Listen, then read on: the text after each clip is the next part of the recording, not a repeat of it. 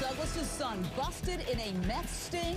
A New York judge has just sentenced Cameron Douglas for dealing huge amounts of crystal meth. This guy was a major drug dealer in New York City. The mandatory term for his crime was 10 years. Anybody else would be doing serious, hard time. This guy was peddling poison. He had all the benefits of privilege. Even the judge said that the letters from the family had too many excuses. Was this a case of celebrity justice? Tonight, the justice of power and privilege strikes again. Cameron Douglas, son of Hollywood royalty, caught with drugs inside prison. Yes, he's done it again. This 33-year-old ne'er-do-well is already serving a 5-year sentence, which is a very lenient sentence for what he did, dealing huge amounts of meth from inside a swanky Manhattan hotel. Then yesterday, Douglas got another 4.5 years tacked onto his sentence, which is pretty measly. Okay, following his drug arrest in 2009, Douglas then turned informant, and he helped the feds bust other dealers. And in exchange, he got, well, I think it was less than half the recommended minimum. He got 5 years. So a lot of people say, well, his Hollywood pedigree had a little something to do with that lenient sentence. Yesterday in court, after the latest problem he's gotten into, an emotional Cameron told the judge, quote, "You see, Your Honor, I cannot seem to find comfort in my own skin," end quote. But how about following the rules, dude?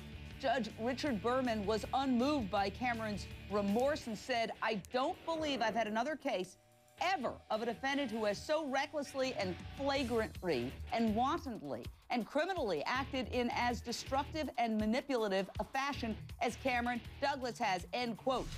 How will this young man ever get it together without somebody really throwing the book at him? Kim Seraphin, first of all, a lawyer allegedly put drugs in her bra and snuck it into him in prison? That should be in a movie script that maybe Michael Douglas should do in his next film. I mean, seriously, that's outrageous. Yeah, that's incredible and unbelievable and amazing. And it's a former lawyer, obviously. So, you know, but the judge does not seem to be giving him celebrity treatment this time. The prosecutors had apparently only wanted 2 years, and they're giving, the judge gave him double what the prosecutors wanted. So I think in this case, the judge is saying, no more. You had your last chance. I told you last time you were here, you had a last chance, and I'm really throwing the book at you now. Well, here's why I say he's still getting off easy. Mark Eiglarsh, he was sentenced for dealing crystal meth and got a mere 5 years, half the minimum sentence, okay? And the judge referenced the fact that he got letters from his famous family.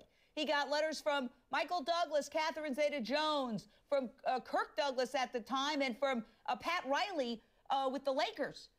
And the judge had concluded back then when he sentenced him that he suffered from problematic parenting by both his mother and father in the form of parental absence, distance, parental immaturity. Really, how about all those kids doing hard time for selling crack who don't even know who their father is? Do they get the same kind of compassion? Jane, I don't come on your show to disagree with you. It just seems to always happen. I disagree with you on this one. I just do. I mean, the new charge is not another dealing charge. It was a possession count, number one. Number two, prosecutors, as referenced earlier, wanted half the time that he ultimately got. The judge threw the book at him, 4 years for a possession charge for a total of 9+ years. That is a lot of time. He didn't get any special treatment. I thoroughly disagree with you. And by the way, let me throw this in here. Hold on, one other thought. No, let me answer you, and then you can answer me. I have interviewed people on the show from Families Against Mandatory Minimums who have seen their loved ones go to prison for decades, 20, 30 years, for dealing a couple of spoonfuls of crack. I defend those people. I do feel that this is leniency, but we're all... Let me respond to you, Jane. Number one, this isn't a minimum mandatory case. He had a certain amount of drugs that some idiot lawyer brought in through her brassiere. This was not trafficking, so there was no minimum mandatory that applied. And number two, I would think, And again, I'm not negating, I'm not trying to make excuses for his guilt, but someone who should understand how he's powerless to control his actions is someone like yourself who understands addiction. He deserves to get this time, and he's going to have 9 years to hopefully hit rock bottom and take his recovery seriously. I hear you, and I do have compassion as a recovering alcoholic with 16 years of sobriety. Yes. I'm just saying, if we're going to be compassionate, let's be compassionate to everybody, not just the sons of movie stars. Agreed. Okay? Agreed. Now, when he was when he was arrested in 2009, he was allowed to go to his mother's very fancy condo in Manhattan, where he remained under house arrest and where he convinced his girlfriend to smuggle him heroin inside an electric toothbrush. So this isn't the first time this apparent master manipulator has gotten a woman to smuggle him drugs, okay? Then he later talks this attorney, now former attorney, into smuggling drugs into prison for him in her bra. Rob Shooter, naughty but nice, HuffPo.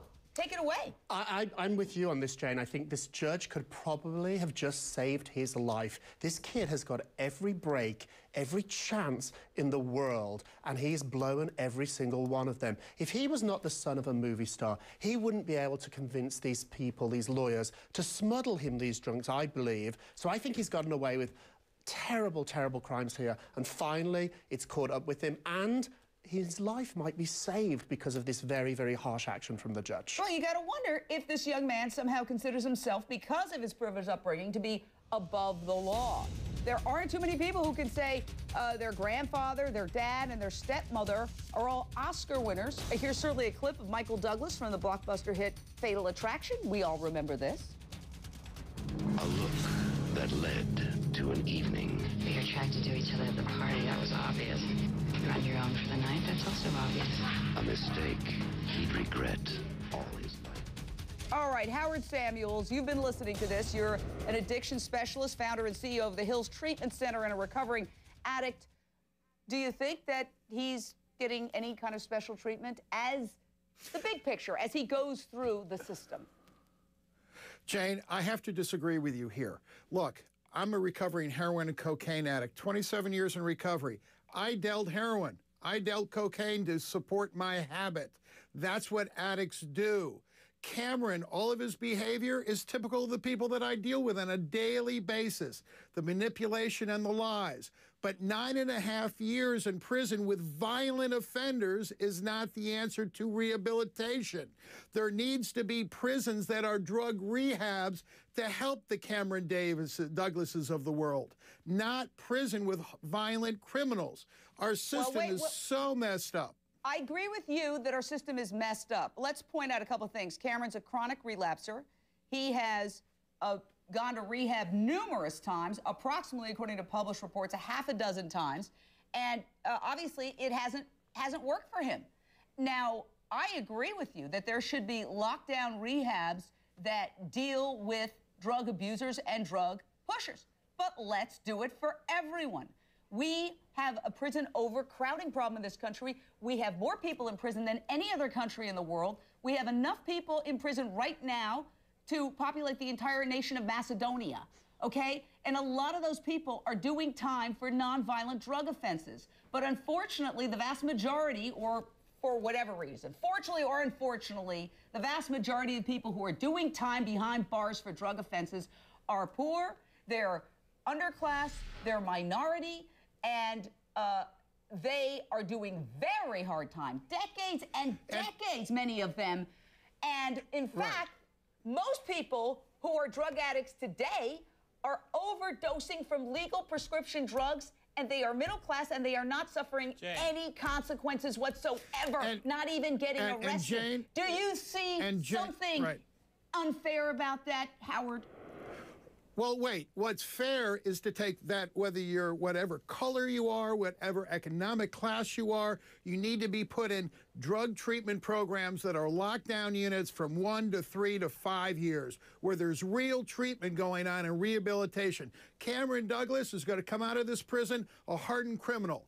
That is not the solution for him or for whatever color you are or economic class you are. There needs to be a whole overhaul here. The Lindsay Lohans of the world, look what happened to her. No treatment, no prison. I mean, it's unequal all across the board, Jen.